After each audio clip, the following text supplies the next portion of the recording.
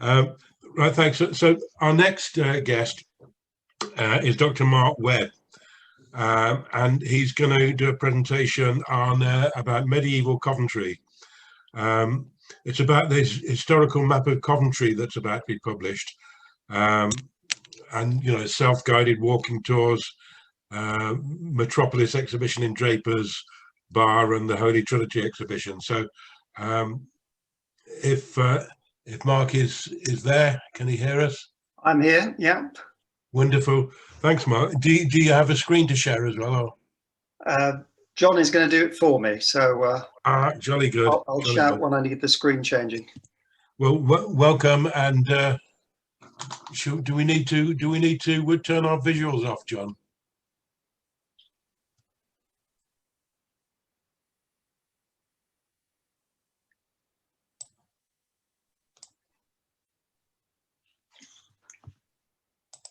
Right. Hello, everybody. Yeah, I know most of the people on the call. I did a presentation, I think last year, actually, about Drapers Hall.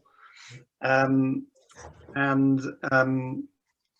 I just wanted to have a talk about the Medieval Coventry charity that I set up with Amanda Kay a number of years ago, and talk about a number of other projects. So I always start these presentations by describing the various hats I wear. So the Director of Medieval Coventry, Trustee of Historic Coventry Trust, Trustee of the Tudor Coventry Group, work for the Prince's Foundation, and I'm also an academic historian archaeologist.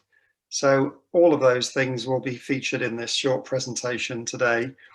The Medieval Coventry Group, you just see 4 of us there. There are actually 6 now, so you'll recognise Emma McLennan, Amanda Kay, and Luke Bryant.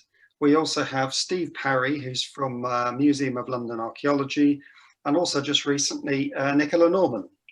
So we're very happy to have Nicola on board as well. So a lot going on. And I do remember actually doing a presentation at the old grammar school, I think it was 2019, to a number of historical societies about what we were going to be doing in 2021. So this is an update, and you can judge whether we delivered what we promised. If we go on to the next slide, please.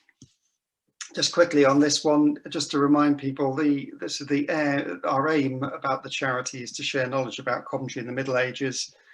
I think most people agree that there's been so much emphasis on the Blitz and post-war reconstruction that Coventry's important medieval past has been overlooked quite a lot, and there's a surprising amount of surviving art, architecture in the city that it deserves to be much better known. And we've done very well with fundraising, and we've been very lucky with our partners. So those are some of them listed there. So the next slide, please. Right. So, thank you, John. Great. Okay, so the first thing is the historical map of Coventry, which will actually be, it's ready now, and it'll be published next month. Available to buy in all good bookstores, as they say, and it's already available, I think, on Amazon to pre-book. So this is a collaboration that we've done with the Historic Towns Atlas Trust. They've done a series of maps of historic towns in the past, including York, Winchester, London, Hull, Oxford, Canterbury. Coventry was actually one of the very first ones in 1975, but there were problems with that map right from the start. And of course, so much has happened in Coventry since 1975, not least the amount of archaeological information that's been produced. So this is an attempt to bring Coventry right up to date. It's a map that is based on the 1913 Ordnance Survey map with medieval buildings. You can see there just an extract in orange, 19th century buildings in pink, and industrial buildings in purple. So next slide, please. So while that's happening, we've been working on this over the last year or so, and it includes all the latest research, including inputs from all the experts on Coventry in the Middle Ages. So including Nat Alcock, Peter Koss, George Devoditz, and Keith Lilly. As I say, it's going to be available next month, that's the one. And on the back, it's got a gazetteer, so you can see there lots of information about each of the buildings, both surviving and existing buildings and buildings that were lost over the centuries, with some images there. And right in the centre, we've got a special feature of Spon End and Spon Street, which I think is quite interesting. And a little section there on the castle and the various theories about where the castle and the Motte Bailey were actually located. We're very lucky to have support of Historic England and Historic Coventry Trust for this one, and the publication has been delayed slightly while we get some funding from other sources, which are expected in the next week or so. So the next slide, please.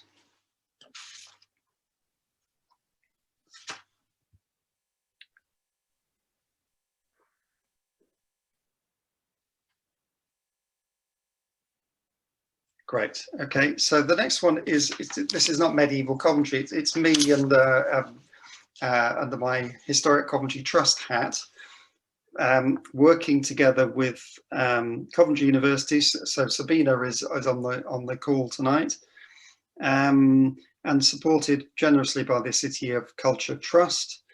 So this is going to be a history of Coventry's built environment. The opening date is 21st of June, and it's going to run for 12 months. And as you can see, it's going to be held at the first floor of Drapers Bar, which has been donated to Historic Coventry Trust. And the idea is that it'll still operate as a bar during the period of the exhibition and beyond.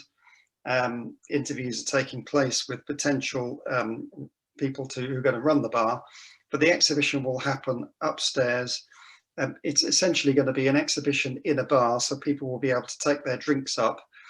So it does mean that we've had to abandon our original plans to have some objects in there, because that would have been too dangerous. But we're going to have replicas and some very interesting and innovative panels, which are being designed at the moment by Claire Flynn, who's from the Ashmolean Museum. Next slide, please. So we're not going to do this in a chronological way, it'll be done in a thematic way. And I think that one of the things to get across here is the fact that a couple of aims. One is to get people to understand more about the importance of Coventry's built environment. I mean, there are two periods of its history where it's actually the forefront of the built environment art and decorative art and architecture, both in the late 14th century and 15th century, and also again in the post-war period, where it could actually demonstrate the best that the country could offer. And a lot of people in the city know that, but visitors don't necessarily. So that's one thing. The second thing is to actually to get across quite a lot of information that even people in Coventry don't know. And the third thing is to get people out and about and get a taster for what is still out there and worth visiting. So these 5 themes, so for example, the City of Movement is going to talk about how Coventry has always been a city of migration. It was a boom town in the late 14th century. It was a boom town in the early 20th century, the fastest growing city in the country, with migrants coming to fill the factories, and in the medieval period in the workshops, the textiles workshops, and living interestingly in houses that were built in a very similar way. In the medieval period, timber frame houses were built off-site and erected on the narrow plots. Just after the war, there was a big boom in the building of prefabs, which were built off-site and erected on-site, both houses and shops. So this is an attempt to kind of tease out these the similarities between the medieval and the modern period. If we go on to the next slide. And here we have how we're going to compare the wonderful John Thornton stained glass. And John Thornton, of course, had his workshop in the Burgess, and went on to do the commission for the Great East Window at York Minster in 1405 to 1408. The greatest stained glass artist in the country. And there we have the John Piper's and Patrick Rentian's wonderful baptismal window. I mean, where else in the country, in the field of stained glass, for example, would you find such amazing objects? And this exhibition is an attempt to actually draw these themes out. Next slide, please. This will also be the opportunity to show the finished virtual reality model that I talked about a couple of years ago that I'm doing with Warwick University.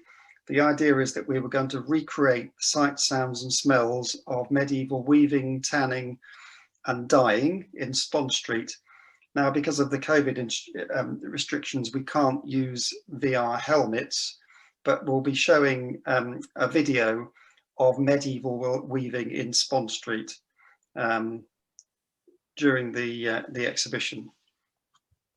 When it's safe to do so, the helmets will be available at the museum and will be sent around schools for young people to use.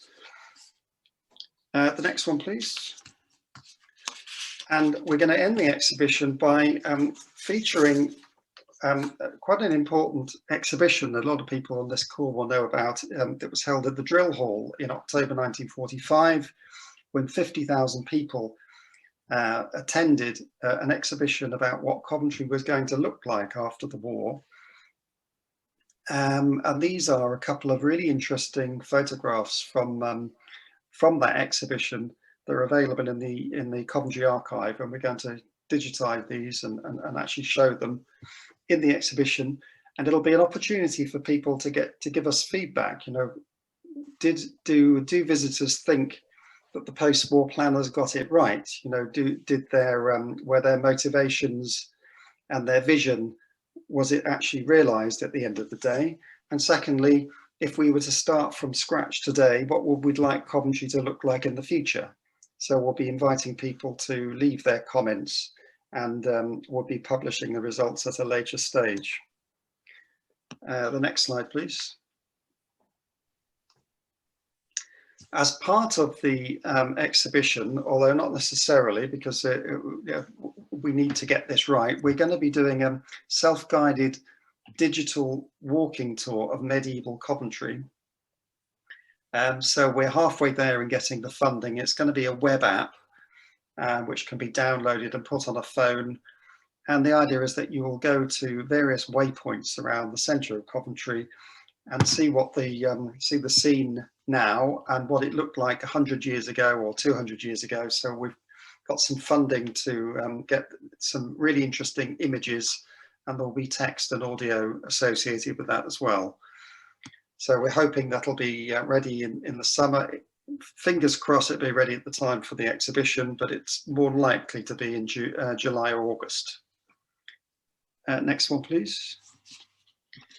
I'm really pleased that from the 3rd of July, we've managed to get the medieval ceremonial sword from the Borough Collection in Glasgow.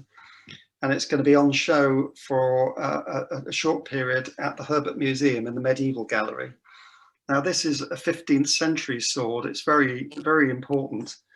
It was used in ceremonial occasions. It was carried in front of the mayor and also important visitors, for example, the King and Queen, when they visited Coventry in the 15th century. It was actually confiscated in 1471 after the Battle of Barnet, when Coventry actually refused to let the future Edward IV enter the city. And this is an Edward IV sword, and we think it's probably the first time it's been in Coventry, or will be in Coventry, for 500 years. It's got an interesting history. It was actually found in a rubbish heap in Whitechapel at the end of the 19th century before being sold onto the Borough Collection. So it'll be great to have it back in its rightful place in Coventry. The next one, please. And then a lot of people will have visited the Royal Women of Influence in Medieval Coventry display or exhibition that we held at Drapers Hall couple of years ago. This is all about Isabella, Queen Isabella, the widow of Edward II, and Margaret of Anjou, and their unusual close connections with Coventry and their legacy.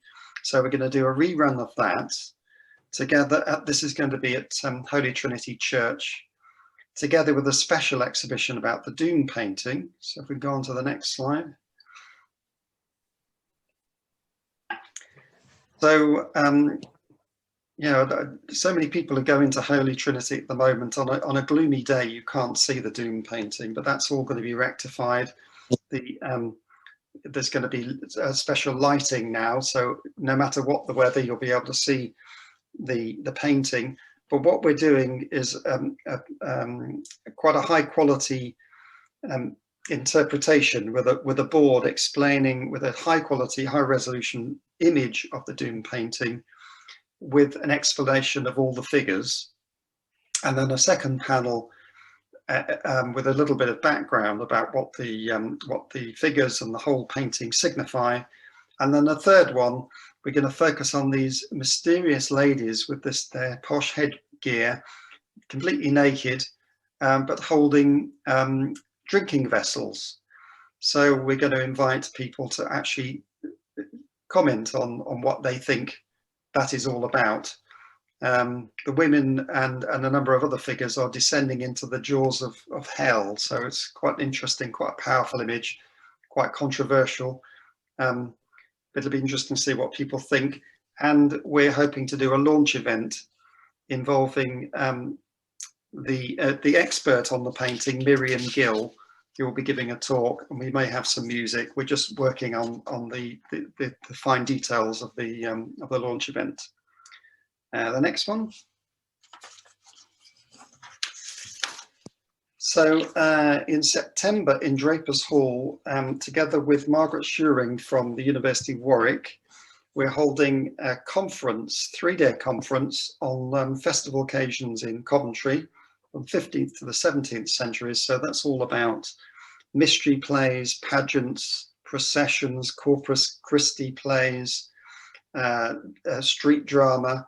It's, you know, obviously Coventry was incredibly important in this aspect. So this is going to be an international conference and followed by a publication.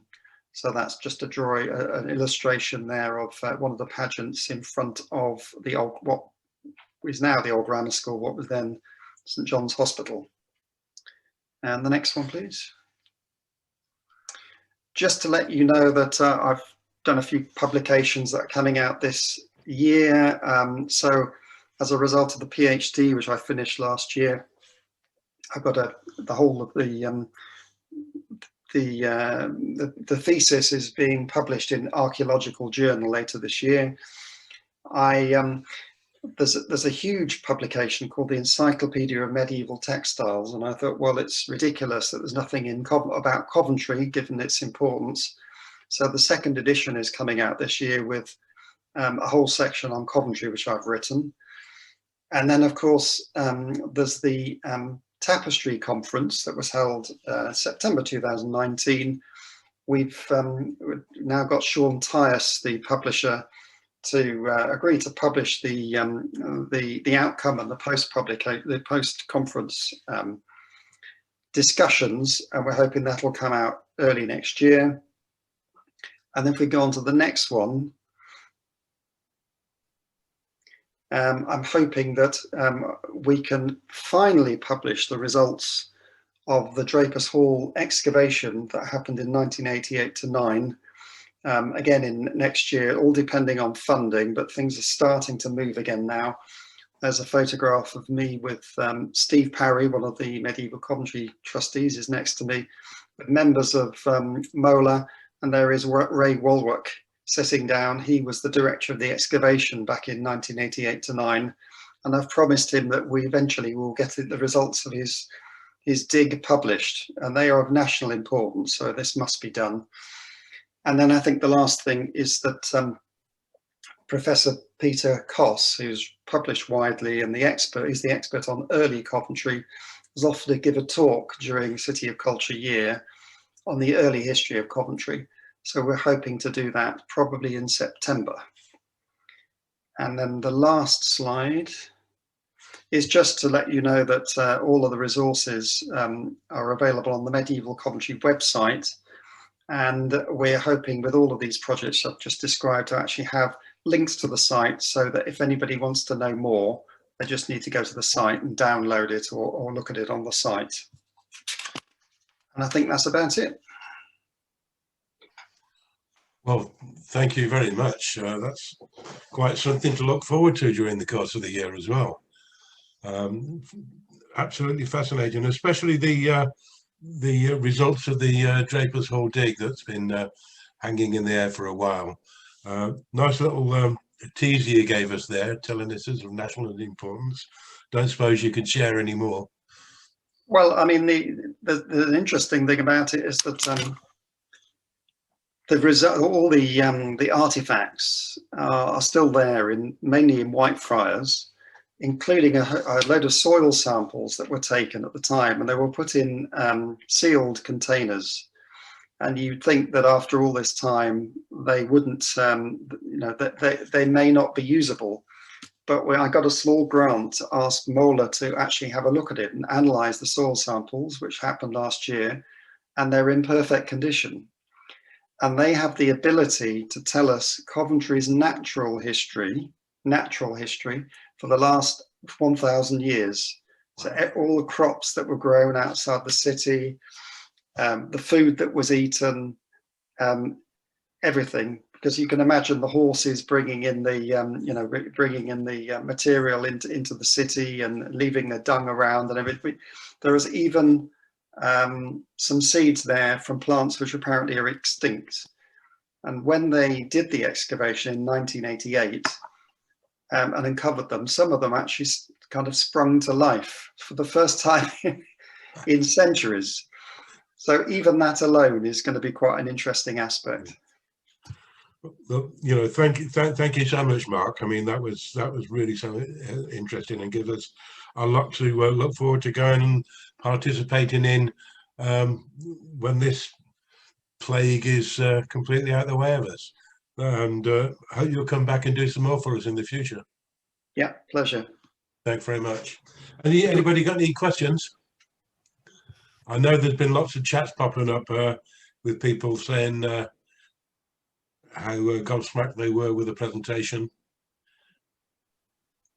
If anybody's interested in how Drapers Hall's getting on, by the way, it's there's been a bit of a delay because when they got up on the roof, they found the lead roof was in a bit of a state, but it's looking like it'll be finished and open in June.